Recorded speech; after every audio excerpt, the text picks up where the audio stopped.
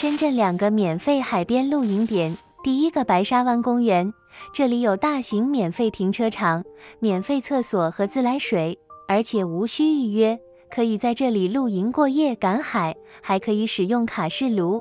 优点是营地就在停车场旁边，人相对少些。缺点是露营范围只有250米，可容纳帐篷数量有限，而且海边都是石头，赶海可能没什么海货。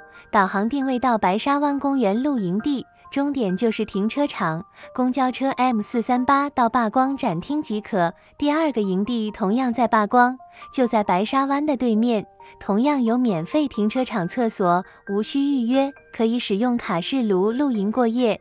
优点是露营范围有1公里，如果觉得起点处人太多，可以走到后面部分，那里人少，同样有免费公厕。虽然海里淤泥很多，但可以挖到不少海货。缺点是露营处不在停车场旁边。导航定位霸光公共洗手间，接着从右侧绕一圈，来到后面的免费停车场，下车后穿过直升机观光体验点。如果你不缺钱，可以体验一把观光直升机，然后穿过马路就可以到达露营地。